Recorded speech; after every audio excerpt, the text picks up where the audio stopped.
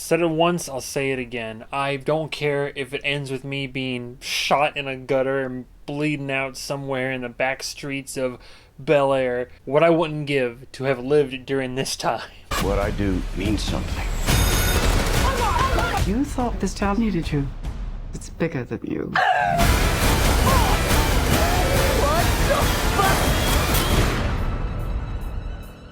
It's the most magical place in the world.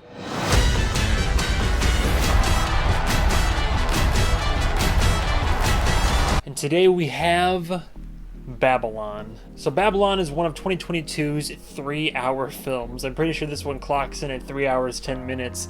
When we asked what is it about, trailers didn't quite do it justice for in terms of actually explaining what it's about, because the trailers hit and it just looks like Brad Pitt, Margot Robbie, in 3 hours of just basically scantily clad, drug-fueled depravity. What the trailers definitely neglect to mention is that really Babylon is, and the best way I can summarize it, is it's the period of time in the late 20s and early 30s when Hollywood is making the big change to like talking pictures and actually kind of, I don't want to say putting effort into the films, but a more, what they're considering a more refined sense of effort. Because you had the silent films back in the day, which you didn't have nearly as many complications to worry about, and you can kind of play it fast and loose, get crazy. There was practically no OSHA, no safety precautions, and then as the times change, things get more uptight, more technologically advanced. There's audio and video, eventually Technicolor, all this different stuff, but it presents a bit of a change for those that are used to that quote-unquote old Hollywood.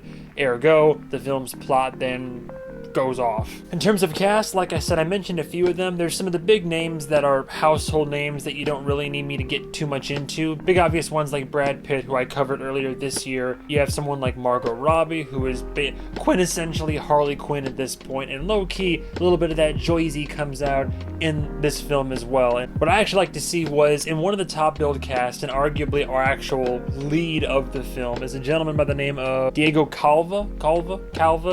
Diego over here, he's one of the main leads. This is arguably a breakout role for him. Like, when you go to his IMDb, he's been in stuff before. I think possibly most notably his role in Narcos Mexico. I don't know, I haven't watched Narcos Mexico yet. I will someday, but he's been in that, some shorts, little TV spots here and there. But this is his big Hollywood, at least like national, international debut. And it's nice to see that you can still have films that are big blockbusters like this that still have newcomers that bring some good acting chops to the table overall. Babylon, end of the day, here's the thing. I already covered this a tiny little bit because this did make it, spoiler alert, this did make it into my top 10 for the year of 2022. So I'm not going to bury the lead. I really enjoyed this film. I really liked it, and through most of it, I really loved it. Like I said, I'm biased because, again, cinephile. I like the movies. I like the film. So any film that speaks to the love of that, whether it was this, whether it was Fabelmans, could have been Empire of Light, even Once Upon a Time in Hollywood from a few years ago. I got vibes from that movie as well. On the surface, this film seems like it's just a big, crazy Project X level of like just depravity, nudity, rampant sex, inappropriate innuendo, just all the how much can we get to be an edgy film? And it's what I love about this film, it's not just that. It's crazy like that, sure. This movie has an R rating for a reason. There is, sex on screen, alcoholism, there is drug use, overdose, there's vomit, there's poop, there's pee, poop, pee, pee, caca, all that stuff. It's in it. But once you dig past that rough and rowdy, roaring 20s surface, it's more of a character study. As I've said before, a flawed character study, but a character study nonetheless. As Hollywood makes this change, you have people that are part of that old age of Hollywood that are struggling to change with it, that are used to the way that things were. That's how they basked in their celebrity dumb. Celebridom, what gave them, solace and comfort and fulfillment. And now that this change is happening, some people are struggling to keep up. On the other hand of that, you have people that are newcomers into Hollywood, like our main character. And as things evolve and change, they evolve and change with them and help to forward the medium and to help create more innovation and jobs and to further the art, basically. It's really cool to see our main characters all go through their own journey during the course of this film. End of the day, it's super fun. This film for being a long movie about characters, depravity, Hollywood, all this, it's really fun. It's in moments it is quite hilarious. In some moments it's more somber and heartfelt. You might get a little bit misty-eyed here or there. This film does a really good job. I think the director, who I haven't already mentioned, Damien Chazelle, there he is right there. What has he done? He's done previously La La Land, which apparently my fellow film buffs hate. I love La La Land. I will die on that hill. I know it's not. Is it a perfect film? I guess fucking not. But I love La La Land. But additionally, he did the best movie that I've never watched, which is Whiplash. I'll watch it someday. I own it. I promise I'll watch it someday. This director is very good at making films that are mostly critically and audience acclaimed, well received.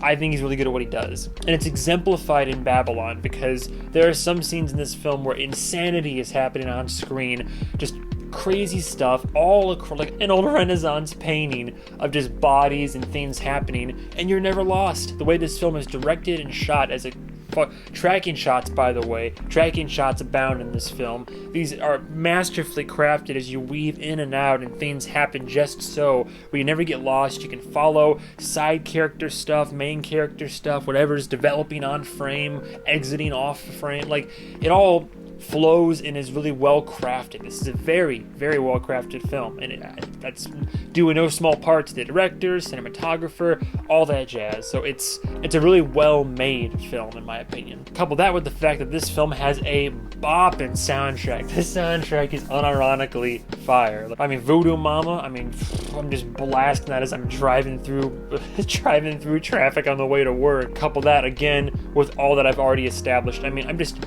piling on the pros to this film, and it makes it so enjoyable. For a film that's over 3 hours long, it never feels like it. It was very similar to The Batman. Avatar: The Way of Water, I could feel the length in spots here and there with its pacing. It wasn't bad pacing, I just felt it here and there. But with a movie like this, the story progressed. It was never dull or boring or uninspired. Everything was interesting, was engaging.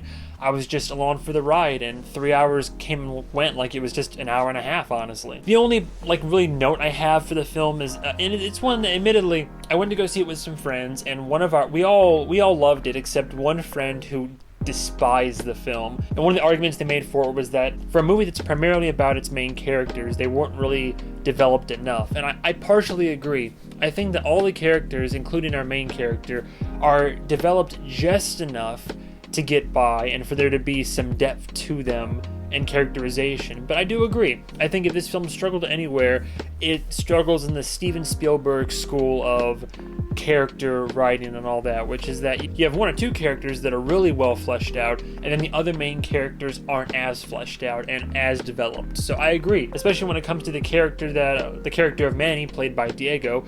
I would have liked to have heard more from him, seen more from him. A lot of what he does is very much, first act he's a sponge, very reactionary, and then it's not until the following acts that he then kind of comes into his own, which I suppose for him it's more about his development is more through his action than really through his own character development. Brad Pitt, it's about who he was and what he's been doing, and a little bit of that from Margot Robbie and Diego's character, but I think then Margot Robbie and Diego, it's more about what they are currently doing, what they proceed to do, and that's how we get characterization. But I agree, if there were any complaint I had to make, it would be really just about that. Just the characters could have been stronger, because this movie has a lot of characters, and not all of them really get equal screen time, which is purposeful and works for the most part, but works a little bit against the film, to its detriment in some ways. Bold move for your first 5 minutes to have an elephant violently shitting on somebody and then have a guy getting peed on by a woman. That all could have been later in the film, so it's a small complaint of mine. I get it, it kind of sets the tone a little bit, but it doesn't paint the best picture of the film that is to come. The first 5 minutes of this film are, still funny, but it come out of the gate with that, for one, trigger warning, but also just, I don't know, it was a weird move. I get why the director would have thought it was a good idea, but I think that it's just, it's off-putting for your audience to be that immediately and not at least use the first few minutes of your film to ramp up into something like that. That's all I gotta say about Babylon. Those few small complaints aside, I'll be the first to admit it's not a perfect film, but it was good enough where I really enjoyed it. I loved most of it. I think it's super fun, funny, it's endearing, it's important. Like I said, any movie that pays homage to film and the love therein, the creation of it, the evolution of it, how it's important for people. They wax philosophical about what it means to be an actor in this and what it means to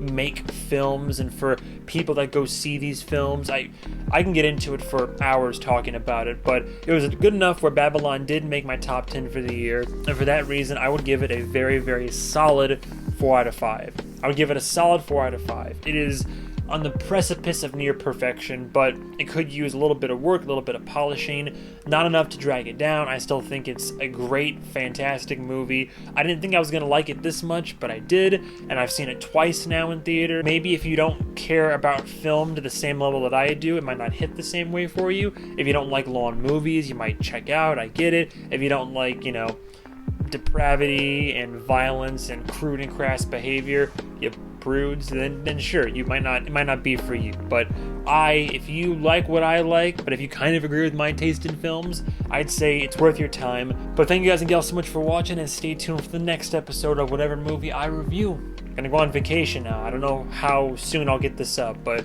vacation time for me, baby. Goodbye, travelers.